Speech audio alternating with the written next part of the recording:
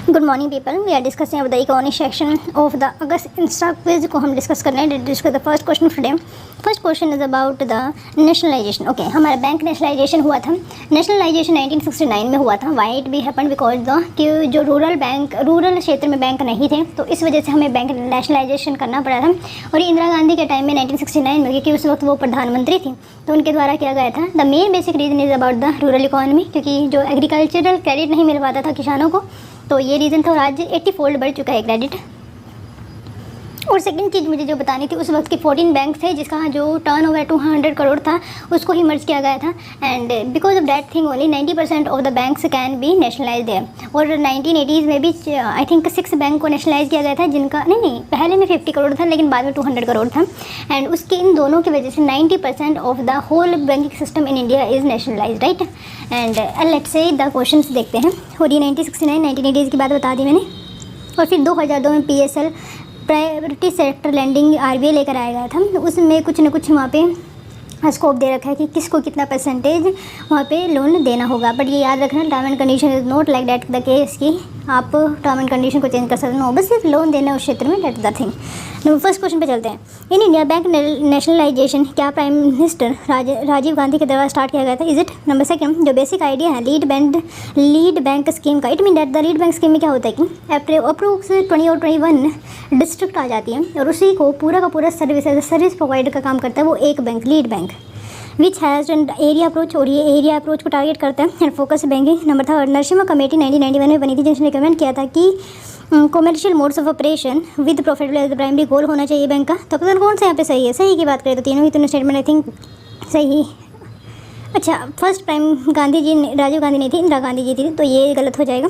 तो second and third सही है, तो सी यहाँ पे हो जाएगा। बैंक नेशनलाइजेशन की बात करते हैं तो यहाँ पे 14 major lender that account for the 85% उस वक्त के, तो जब इसको नेशनलाइज किया गया था, उसको जो पहले स्टार्टिंग में इस 14 बैंक को नेशनलाइज किया गया था, तो उसकी वजह से 85% of the bank deposit nationalise हो चुका था पूरे कंट्री का। 6 मोर बैंक देन हुआ तो 90% हो गया। एंड बाद में core objective priority sector lending को जो है डाल दिया गया। लीड बैंक स्कीम इंट्रोड्यूस की गई थी 1969 में। Each district has assigned 1 bank, और ईच डिस्ट्रिक्ट को एक बैंक को असाइन किए गए, where they acted as the pace setter in providing integrated banking facility. Change post 1991 Narasimha committee 1991 recommend किया था मॉनेटरी पॉलिसी को डाइवर्स कर देना चाहिए डिस्ट्रीब्यूशन गोल के साथ। Instead bank should be free to practice the commercial modes of operation, ताकि RBI का ज़्यादा प्रेशर ना रहे। लेकिन क्यों RBI ने कुछ ओपननेस दिखाई, बट कुछ नहीं। नेक्स्ट क्वेश्चन पे चलते हैं। Next question is about the CRR। Okay, cash reserve ratio. देखो ये कैश है, कैश में बैंक के पास पैसा होना चाहिए, और ये बैंक कहाँ पे रखते हैं? RBI के पास, ताकि कोई भी धांधली ना हो। एंड CRR जो है रखना इंपॉर्टेंट होता है, ताकि डिपॉजिटर का पैसा कुछ ना कुछ बचा रहे। एंड बट इससे एक प्रॉब्लम सामने निकल कर आती है कि ज़्यादा लैंडिंग कैपेबिलिटी नहीं बचती किसी बैंक के पास, अगर CRR वो रख देते हैं। एंड जो भी NBFCs हैं and NBFC at the same point of time जो भी बैंक है उन या UB है, मतलब अर्बन कोऑपरेटिव सोसाइटी है, that also be the part है, मतलब वो उसको भी CRR और SLR की जो रिक्वायरमेंट है कंप्लीट करनी होती है, कोई भी बैंक हो। The percentage of the cash reserve ratio to be kept reserve via bank total profit is called the cash reserve ratio. जो परसेंटेज है कैश रिक्वायर्ड जो रिजर्व रखी जाती है, क्या उसके टोटल प्रॉफिट का क्या प्रॉफिट रखा जाता है? Is it? Number second, banks do not get any interest on the. Okay, इस पे ना यूजुअली कोई इंटरेस्ट नहीं होता है, क्या ये सही है? नंबर थर्ड, CRR हेल्प करता है इन्फ्लेशन अंडर कंट्रोल, इन्फ्लेशन को रखने में, अंडर कंट्रोल रखने में CRR हेल्प करता है। तब कौन सा यहाँ पे सही है? बिकॉज CRR जो है एक लैंडिंग कैपेबिलिटी की बैंकिंग का रीस्ट्रेच कर देता है, तो जिसकी वजह से येस इन्फ्लेशन भी यहाँ पे हेल्प करता है। तो ये सेकेंड थर्ड यहाँ पे सही है। फर्स्ट करेक्ट हो जाएगा, तो आंसर की बात करें तो B हो जाएगा। कैश रिजर्व रेशियो है certain minimum amount of deposit that the commercial bank have to hold as a commercial with the central bank. जो percent cash reserve to be kept reserve bank total deposit का रखना होता है। And cash reserve ratio, the cash reserve ratio is stored to the bank vault or sent to the RBI. Bank do not get any interest on the monetary money that is the RBI is under the CRR.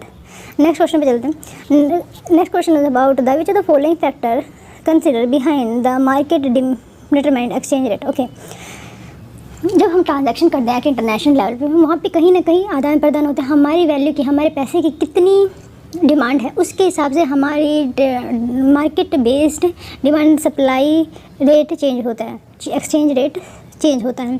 तो उसी के हिसाब से question है। तो जितना हमारे पैसे की वैल्यू बढ़ेगी, कितना हमारा अप्रिशिएट, तो उतना ही हमारा रुपये अप्रिशिएट होगा एज़ कम्पेयर टू डॉलर। और जितना कम वैल्यू होगी तो डिप्रिशिएशन का एक रीज़न बनता है। तो उसी, और ये सिर्फ और सिर्फ इसी बेस पे काम करता है, डिमांड एंड सप्लाई ओनली। तो आपको बताना है, अगर मार्केट डिटरमाइंड एक्सचेंज रेट है, ऐसे कौन से फैक्टर हैं जो उसको डिटरमाइन करते हैं, किसको, मार्केट रेट, एक्सचेंज रेट को। तो नंबर फर्स्ट है नेट फॉरेन करेंसी, अगर हमारे इनफ्लो में तो क्या हमारे पैसे के ऊपर फ़र्क पड़ेगा। Number second growth rate of the country, क्या उसके जो हमारी रुपये के ऊपर या फिर फ्लो के ऊपर कुछ चेंज होता है। Commodity dependence of the economy the global supply. Number third, number fourth है फॉरेक्स रिजर्व। अब कौन सा है पैसे, मेरे हिसाब से चारों के चारों सही है। इस मार्केट रेट जो डिसाइड होता है नेट फ्लो कितना हो रहा है करेंसी का, कॉमोडिटी डिपेंडेंट कितने हैं, कितने हम ग्लोबल सप्लाई से जुड़े हुए हैं। नंबर थर्ड फॉरेक्स रिजर्व कितना है, growth rate of the economy कितना है। तो ये जो है सारे फेवरेबल है स्ट्रेंथन करने के लिए करेंसी के। Next question is about the GDP deflator. GDP deflator, GDP deflator का मतलब ये होता है, देखो कभी भी कोई भी जो भी इकोनॉमी होती है, राइट, उसमें कुछ ना कुछ डिफ्लेशन होता है। मतलब देखो जितना हमारा ग्रोथ हो रहा है that is the real growth होता है, लेकिन जब हम टैक्सेस, सब्सिडी या फिर कोई भी गवर्नमेंट की हेल्प उसमें इंक्लूड कर देते हैं, जो extra thing that is not part of the that whole process making the same product, that is the part of the GDP deflator. और ये कुछ नहीं होता है, बस आपको जो भी वैल्यू दे रखी है तो जो रियल है उसके साथ डिवाइड कर देते हैं, तो उसको वो पूरा का पूरा जीडीपी डिफ्लेटर की उसमें काउंट होता है, इसकी कोई वैल्यू नहीं होती है।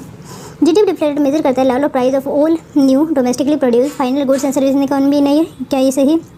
सेकंड, जो सीपीआई जीडीपी डिफ्लेटर जो है बेस्ड नहीं होता किसी भी fixed basket of goods and services का। ओके, नंबर थर्ड मेरे हिसाब से सही है। When GDP deflator is negative is necessary mean that inflation in the country. अगर ये नेगेटिव हो तो क्या इन्फ्लेशन होता है?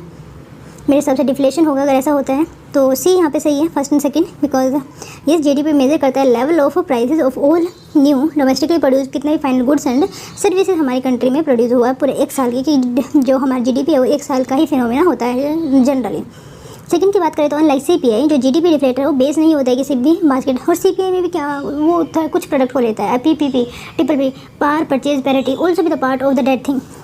तो वो भी जो है कुछ गिने चुने चीज़ों को, बास्केट ऑफ गुड्स को लेता है, बट ऐसा डिफ्लेटर के साथ नहीं है। ये पूरा का पूरा गुड्स एंड सर्विस जितने भी मेजर हुए हैं उसको नापता है। मैंने फॉर्मूला बता चुकी हूँ। तो नंबर सी इज रो, बिकॉज ये इन्फ्लेशन है, डिफ्लेशन हो जाएगा। When GDP deflator is negative, इसका मतलब ये है कि डिफ्लेशन हो रहा है। The GDP deflator is more comprehensive inflation measure than the CPI index. तो याद रखना जीडीपी डिफ्लेटर जो है मोर कॉम्प्रिहेंसिव इन्फ्लेशन मेजर है, like the consumer CPI the GDP deflator is measure होगा। ओके, नेक्स्ट क्वेश्चन पे चलते हैं। मैं बता चुकी हूँ क्योंकि इसमें समझाने कुछ है नहीं।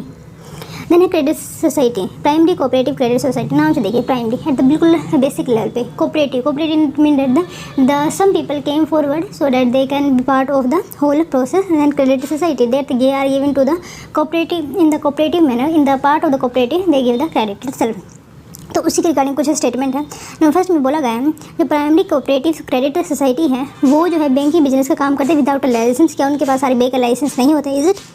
Number second, this entity are not allowed to raise any deposit from their bank. तो क्या ये सही है? तो बी यहाँ पे सही है।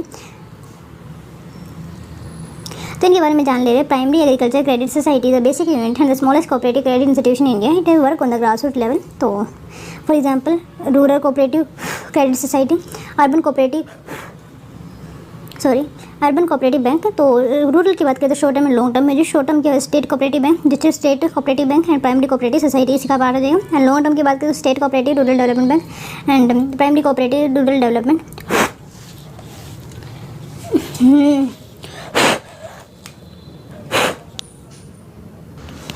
ओके, लॉन्ग टर्म की हमने बात कर चुके हैं। नेक्स्ट पे चलते हैं।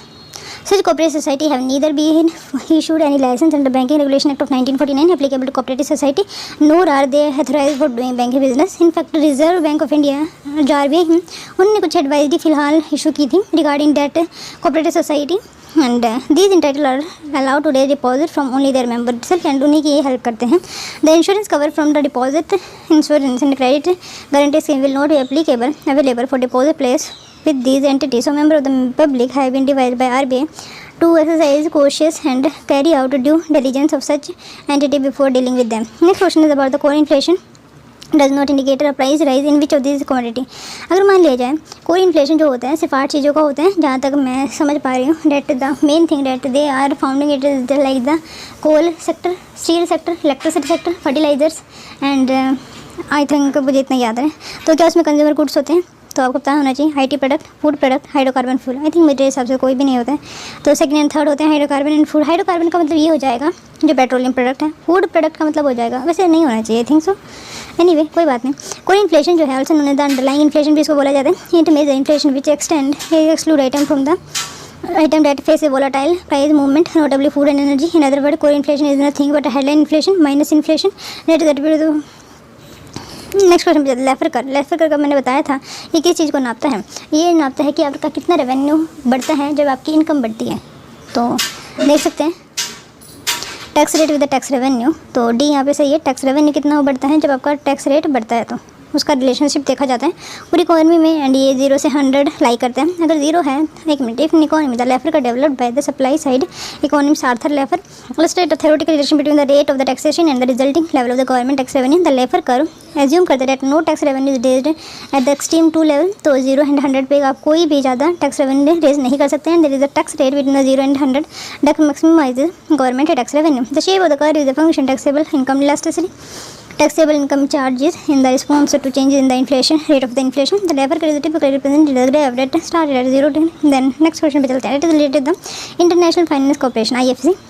अगर मैं इसके बारे में थोड़ा सा बताऊँ तो इन्होंने सबसे पहले 2014 में हमारे फर्स्ट मसाला बॉन्ड जो है इशू किए थे। ये आपको पता होना चाहिए। ये काम है IMF का, यस IMF का नहीं, वर्ल्ड बैंक का, आई थिंक सो।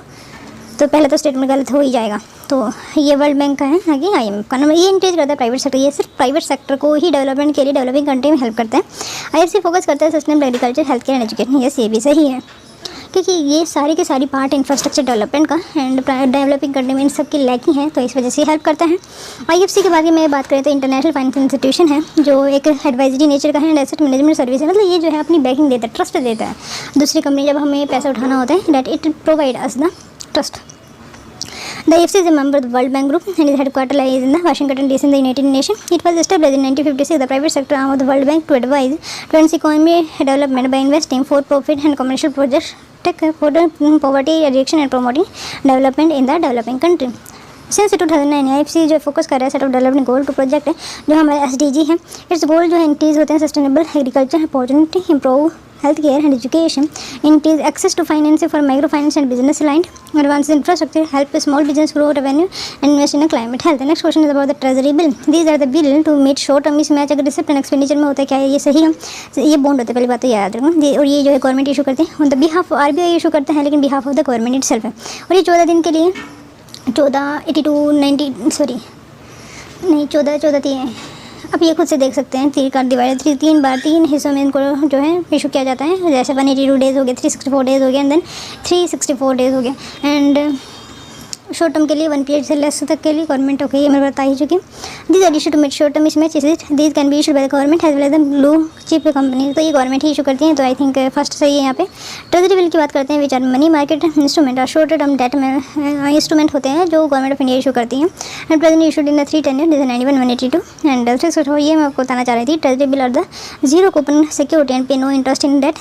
इसमें प्रीमियम दिया जाता है। There are issued at discount and redeemed at the face value at the maturity.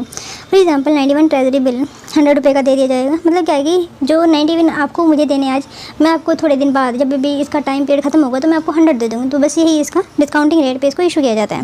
Next question पे चलते हैं। Monetary policy framework agreement is correct. Okay, MPC क्या हो गया 2016 में बहुत ज़्यादा टारगेट इन्फ्लेशन को टारगेट नहीं कर पा रहा था RBI। तो गवर्नमेंट के क्यों, because of the inflationary policy और द फिजिकल पॉलिसी और physical stimulus given by the government to the people. तो क्या हुआ कि जो RBI ने गवर्नमेंट के साथ एग्रीमेंट किया कि हम टारगेट करके रखेंगे एक पॉलिसी को and you have to measure you have to take some steps so that the physical stimulus is not such beyond कि जो मॉनेटरी पॉलिसी है वो इफेक्टिवनेस खो दे। तो इस वजह से ये लेकर आया गया था। 2016 में एग्रीमेंट हुआ था। ये एग्रीमेंट है RBI के बीच में गवर्नमेंट ऑफ इंडिया, ताकि हम स्टेबिलिटी अचीव कर सकें।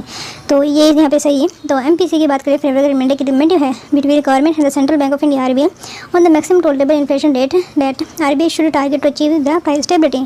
जो RBI है और government of India sign monetary policy framework on 20 February 2015 which made inflation targeting and achieving price stability and responsible to the RBI. Subsequently, the government while unveiling the union budget 2017 parliament में हमने RBI के सामने proposal रखा था 1924 for giving statutory banking ताकि MPC को मिल सके। Next question is about, और फिलहाल MPC में 6 मेंबर हैं जो रेपो रेट को डिफाइन करता है। उसको हम पॉलिसी रेट में कहा जाता है कि किसी के ऊपर आगे कि जैसे रिवर्स रेपो रेट हो गया एंड बैंक रेट हो गया डिपेंड करते हैं। Next question, in economy with N inverted yield curve, अगर मान लीजिए इन्वर्टेड यील्ड कर्व इंपॉर्टेंट है, पता होना चाहिए, एक मोर प्रॉफिटेबल है when invest in a bond with a shorter duration than on the bond that have a longer duration, is it? Number second, first सही है, government bonds will always be yield a higher return than the corporate bond, is it? ये government bond की बात है, stability की बात है। Stability किस रूप में आती है कि सिक्योरिटी की, अगर सिक्योरिटी ज़्यादा स्टेबिलिटी है तो जो रेट होगा वो कम होगा, और हम गिल्ट सिक्योरिटी कहा जाता है यूएसए के अंदर, तो सेकंड गलत हो जाएगा, फर्स्ट सही है। अगर मान लिया जाए इन्वर्टेड यील्ड के कर्व ये दिखाता है कि जो बॉन्ड्स है वो शॉर्टर ड्यूरेशन ज़्यादा प्रॉफिटेबल है rather than the longer term, this is a more profitable when invest in the bonds with the shorter duration rather than the long duration. Yield curve graph जो है relationship show करता है interest rate का the lending for different duration, not someone who lent to the government और corporation for 1 year और 1 year government corporate would expect to get a lower interest than the someone who lent for the 5 or 10 year making the yield curve upward sloping. An inverted yield curve is when the yield on a bond with a shorter duration are higher than the yield curve on the bonds and have a longer duration। Next question पे चलता है, that is the nationalization of bank was watershed movement, क्यों था ये watershed movement? It कंसाइड with the founding of the RBI का foundation कब 1934 कह सकते हैं, और इसको नेशनलाइज या फिर अपनी कंट्री में लाने की बात की गई थी, that is the 1949। And announcement of the first industrial policy 1955 में किया गया था, founding of the NBI NABARD 1982 में नदब यहाँ पे, और 1969 की हम बात करें। नेशनल बैंक जो होता है 1969 में ये वाटरशेड मूवमेंट था। आरबीआई 1935 एक्ट 1934 में आया था, एंड बी नाबार्ड जो है 1982 में बनाया गया था। रिजर्वेशन 1956 में हमारी इंडियन पार्लियामेंट 1956 में फर्स्ट इंडस्ट्रियल पॉलिसी लेकर आई गई थी। नेक्स्ट क्वेश्चन पे चलते हैं, नॉन कवरेड डिबेंचर की बात की जाए। नॉन कवरेड डिबेंचर मतलब ये होता है कि हम इसको इक्विटी में चेंज नहीं कर सकते। Non covered debenture are that instrument companies issue to investor to raise money for the capital given, is it? Number second, the government has made it mandatory for all listed companies, non-banking NBFCs and HFCs to create a debenture redemption reserve for their outstanding bonds। yes, दोनों statement सही है। वो which of the following are correct? Okay, first statement सही है, तो पहले हम देख ले रहे हैं। One of the most recent जो गवर्नमेंट ने स्टेप लिया है पुश करने के लिए fair return bond market was to decision to do with the requirement of all listed company and BFCs and housing way to create a debenture redemption for their outstanding. मतलब क्या इस close को away कर दिया गया government के द्वारा। Non covered debenture are that Indian company issue to investor to raise money for the capital requirement and city require regularly pays interest at a fixed rate for the fixed tenure till maturity। However, there has been incidents where companies raising funds through NCD at higher rates of interest have failed to pay their dues. In order to protect the interest of the retail investor in such cases, the Companies Act mandated that companies must follow a redemption reserve as per the company's rules. All listed companies and BFCs and listed companies were to create a DBR with a 25% of the value of outstanding debt from their profit। Next question is about the which of the following correct regarding accommodative monetary policy. Accommodative monetary policy का मतलब ये होता है कि आपको फिलहाल और भी जो कम है रेपो रेट कर सकते हैं। Central bank reduce the money supply to keep, नहीं, इसमें हम ज़्यादा करते हैं। Central bank expand the money ताकि बूस्ट किया जा सके इकोनॉमी को। इस अकोमोडेटिव और इसका जो जिक्र है इकोनॉमिक सर्वे 1920 में किया गया है। तो इनमें accommodative monetary policy also known as loose credit और द इजी मॉनेटरी पॉलिसी भी इनको कहा जाता है। एंड डोविश को जो है कॉन्ट्रैक्शनरी पॉलिसी रेट या फिर मॉनेटरी पॉलिसी कहा जाता है। मतलब central bank when bank attempt to expand the overall money supply to boost the economy when growth is slowing. ठीक है, next question is about the RBI. RBI के बारे में है, रेपो रेट के बारे में 50 बेसिस कम कर दिया जाए तो उससे क्या इफेक्ट होगा। मान लीजिए जाए रेपो रेट कम कर दिया जाए तो मनी सप्लाई जो हमारी इकोनॉमी है उसमें बढ़ जाएगा। India GDP growth rate increase drastically, is it? जब फॉरेन इंस्टीट्यूशन इन्वेस्टर हैं वो मोर कैपिटल लेकर आएंगे हमारी कंट्री में। Number third, schedule commercial bank जो है कट करेंगे अपने लेंडिंग रेट को, क्या ये हो सकता है? यस, ये कायम हो सकता है, तो सी यहाँ पे सही है। वैसे उनसे उम्मीद किया जाता है कि वो कट करें, बट ऐसा होता नहीं है कि वो हमेशा कट करें, because low dependency on the RBI to the जो हमारा बैंकिंग सेक्टर। नेक्स्ट क्वेश्चन पे चलते हैं। Which of the following is the major economic challenge for the state economy. State economy सबसे बड़ा मेजर चैलेंज क्या है? Number first, decline what goods to produce. Number second, insuring a balance between the supply and demand for good. Number third, कि a certain investment required for N optimal productivity in the economy. तो अन्य को से ये कि हमारे सामने challenge है, तो every challenge meets with the certain challenge. मतलब ये कि हर एक इकोनॉमी जो है कुछ चैलेंज होते हैं उनके सामने, जैसे one two certain the availability of the goods and service required by the population. ऐसा कि जो प्रेजेंस है सप्लाई नेटवर्क को कहाँ से लेकर आया जाएगा। हर country has to first guaranteed the required level of the goods and service out of its production process. For this the proper level of the जो कैपेसिटी है वो होनी चाहिए। इसमें प्लानिंग की बहुत ज़्यादा जरूरत है। From where the investable funds will be managed, it is all together separate question whether the investment will come from the government, the domestic private sector और the foreign. Was these details are clear and selected as per the socio-economic condition of the economy, a proper distribution network for the goods and services is produced। Next question is consider regarding finance of the state government। Okay, finance की बात की जा रही है, कितना finance कहाँ से आता है, तो देख ले रहे हैं कितने क्वेश्चन हैं। ओके, फाइनेंस की बात करें, स्टेट गवर्नमेंट है, पहली बात तो ये याद रखना, सेंट्रल गवर्नमेंट के पास पावर है, वो बाहर से भी उठा सकती है और अपने अंदर से भी उठा सकते हैं, लेकिन जो स्टेट गवर्नमेंट है उसको परमिशन लेनी पड़ती है। सेंट्रल गवर्नमेंट जब अलाउ करती है तो ही वो जो है बाहर से पैसा ले सकती है किसी और भी मल्टी सेक्टर बैंक से। तो इनकरेक्ट बताना है कि जो एवरेज फिजिकल डिफिसिट है स्टेट गवर्नमेंट का है वो जो है ऑलवेज शॉर्ट करते हैं about debt of the central government during the last decade. Is it जो सेकंड है, most state meet the revenue deficit target by increasing revenue since they are not allowed to borrow from the market. तो आप बताओ कौन सा यहाँ पे सही है? सही की बात करें दोनों गलत है, because except during 2016-17 state government है regularly made their physical deficit that is 3% of GDP and it is a good thing. This should allow a lot of apprehension about the state level finances, especially in the wake of the extensive loan from the Uday scheme, and most state ended up meeting the fiscal deficit target not by increasing the revenue but by reducing the expenditure and increasing borrowing from the market। तो बोरो करते हैं, अपने expenditure उन्होंने कम कोशिश की and increase कर रहे हैं अपने रेवेन्यू को। फॉर एग्जांपल टैक्सेशन सिस्टम को अच्छी तरीके से उन्होंने काम किया। Next question is about total factor productivity. TFP is just like आप कितना इनपुट दे रहे हैं और कितना आउटपुट पा रहे हैं। It is just like the productivity of the economy, total productivity of the total factor productivity. Total factor productivity का मतलब ये है कितना जीडीपी हो रहा है और कितना आप इनपुट दे रहे हैं। और इनपुट किस फॉर्म में देते हैं? इनकम के फॉर्म में। इनकम कहाँ से आती है? तो ये फैक्टर से आती है। फैक्टर कौन कौन से होते हैं ये पता होना चाहिए। वेजेस होते हैं, कैपिटल होता है, एंटरप्रेन्योरशिप होता है एंड कैपिटल होता है and one thing I for land होता है, डेली सॉरी। तो यहाँ पे ये बताना है कि invest in research and development जब TFP बढ़ता है या फिर ग्रोस कैपिटल फॉर्मेशन तो इंफ्रास्ट्रक्चर डेवलपमेंट होते हैं तो बढ़ते हैं। तो दोनों के दोनों स्टेटमेंट सही है। जब TFP की बात करें called the multi factor productivity usually measured as the ratio of the aggregate output to aggregate input and some simplification of the productivity technology growth in the TFP become the portion of the growth in output not and by the growth in traditional measured input of the labor and capital used in production. If a nation has the same stock of land, labor and capital and yet it achieve high rate of GDP growth consistently, input are same, how does not output over time? Either the individual productivity factor have increased or the total combined productivity of the economy has increased. This can happen either by the understanding better technology, better infrastructure. Next question is about the revenue expenditure the government consist of. Okay, revenue जो expenditure है government का उससे क्या consist होता है, क्या क्या part है रेवेन्यू एक्सपेंडिचर का, जो कहाँ पे गवर्नमेंट खर्चा करती है। क्या जो एडमिनिस्ट्रेटिव एक्सपेंडिचर है क्या ये पार्ट है आपके रेवेन्यू एक्सपेंडिचर का। ग्रांट जो स्टेट गवर्नमेंट को दिए जाते हैं क्या वो रेवेन्यू एक्सपेंडिचर का पार्ट है। रेवेन्यू पेमेंट, इंटरेस्ट पेमेंट और debt incurred by the government, तो तीनों पार्ट है रेवेन्यू एक्सपेंडिचर का। तो क्योंकि ये जो है एक ओ करा के लाइबिलिटी है गवर्नमेंट के ऊपर, तो वी कैन से डैट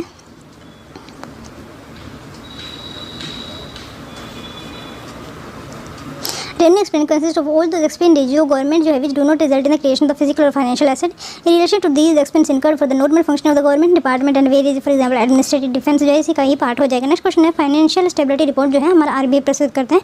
तो ये यहाँ पे सही RBI रिलीज करता है financial stability report and FCR reflect करते हैं collect assessment the sub committee of the financial stability and development council on risk on financial stability and the resilience कितना हमारा फाइनेंशियल सिस्टम का it depicting it try to depict that thing. और इसी के साथ हमारा ये लेक्चर कंप्लीट होता है but we have to revise it that thing. Okay, first question में हमने जाना था इंडिया के बारे में, नेशनलाइजेशन किसके द्वारा किया गया था। नेक्स्ट सेकंड क्वेश्चन में जाना था CRR के बारे में। नंबर थर्ड क्वेश्चन में हमने जाने की कोशिश की थी that is about the determine the जो हमारा एक्सचेंज रेट होता है। नेक्स्ट क्वेश्चन हमने जाना था that is regarding the primary cooperative societies के बारे में। नेक्स्ट क्वेश्चन हमने जाना था that is related to the core inflation और the prices. Then next question में जाना था लेफर कर के बारे में। नेक्स्ट क्वेश्चन में हमने जाना था IFC इंटरनेशनल फाइनेंशियल कॉर्पोरेशन के बारे में, that the part of the World Bank पता होना चाहिए। नेक्स्ट क्वेश्चन में जाना था ट्रेजरी बिल के बारे में, कौन इसको इशू कर सकते हैं, किसके पास कितनी अथॉरिटी होती है। देन हम बात करी थी इन्वर्टेड यील्ड कर्व के बारे में जिसमें आपको जो शॉर्ट टर्म है वो ज़्यादा इंटरेस्टिंग लगने लग जाते हैं वो इन्वेस्टर को। नेक्स्ट क्वेश्चन में हमने जाना था बैंक नेशनलाइजेशन के बारे में, कब किया गया था, कितने बैंकों को किया गया था, किसके द्वारा किया गया था। नेक्स्ट क्वेश्चन हमने जाना था that is related to the following accommodative monetary policy. जब गवर्नमेंट ऐसे सोच रही है कि हम इकोनॉमी डेवलपमेंट के लिए रेपो रेट को कम कर सकते हैं, RBI सोचते हैं बेसिकली। दैन फिर हमने स्टेट इकोनॉमी के बारे में जाना था, किस तरीके से कोशिश कर रहे हैं अपने आप को सही डायरेक्शन में रखने के लिए। देन फिर finance of the state government के बारे में जाना था। नेक्स्ट में जानना था टोटल फैक्टर प्रोडक्टिविटी क्या होती है। नेक्स्ट क्वेश्चन में हमने जाना था फाइनेंशियल स्टेबिलिटी रिपोर्ट किसके द्वारा रिलीज की गई जाती है।